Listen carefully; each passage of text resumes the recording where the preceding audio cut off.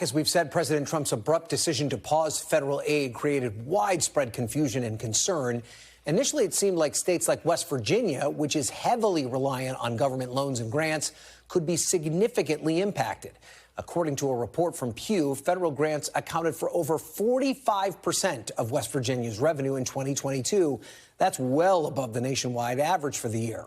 But even before the White House clarified some of what was and what was not going to be included in the freeze, West Virginia's new Senator Jim Justice told NBC's Julie Tsirkin in an exclusive interview that he supports a broad freezing of funds for federal programs. Take a look.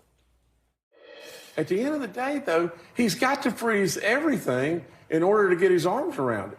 Just give him a little time. It's a good man, a really good man. And we're going to have to reset America. If we don't reset America, look where we're going. I mean, really and truly. You got crime everywhere, inflation out of control. Absolutely. Look where we're going. Wars cropping up all over the world and everything. We've got to reset. Give him a little time. He'll do the right stuff. What's your message to West Virginians that are waking up and are confused if their kids are going to be able to get free lunch in the next few days? They're not confused. West Virginians are amazing people, and they get it right. And overwhelmingly, they were really supportive of President Trump. And they know at the end of the day, he'll come through for them, and he will. And I'm absolutely just as confident as all of them are. And so I just think that any business guy, when things are out of control, a business guy's got to say, full stop, let's get it under control. And that's what I think he's doing. You just know this about Donald Trump, and I mean this from the bottom of my heart. For what I know of Donald Trump, the things that you miss are just this. He's a tough guy. He's got to be a tough guy. And he's got to make decisions on the fly and absolutely make good decisions. But Donald Trump cares about all of us. He really does. That's the part that people miss that I really know. I know it in my heart, and that's why I love him, and that's why I support him. People say that cutting Medicare, cutting Social Security are the only ways that you can really make an impact to our deficit. For you, as somebody who is a governor of a state with people who rely on these benefits, what's your take? No, I don't believe that. I really don't believe that. I really believe that it's almost impossible to cut your way out of a problem, And sure, we need to look at ridiculous, wasteful spending. We really do.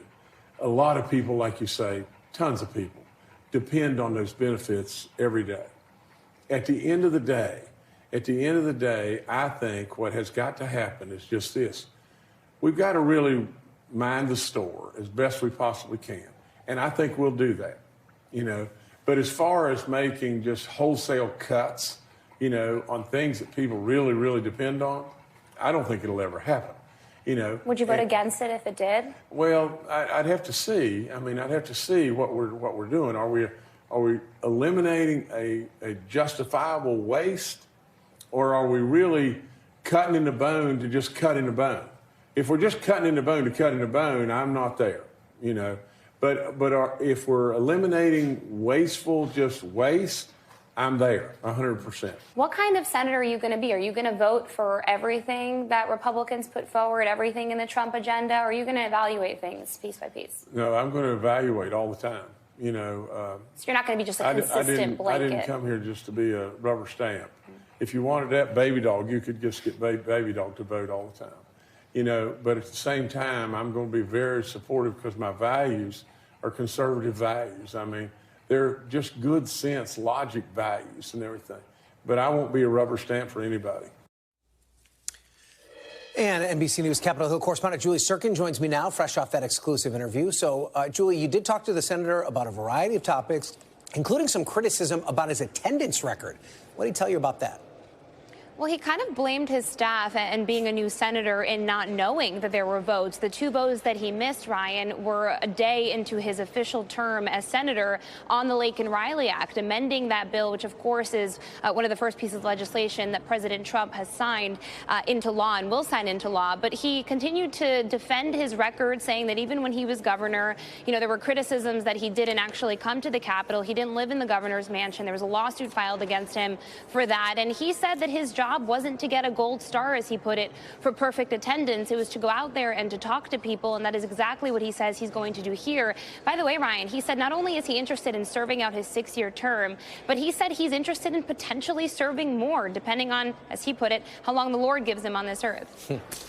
And we saw a little bit of him there. The senator also known to be frequently accompanied by his dog. And apparently he was part of the interview today.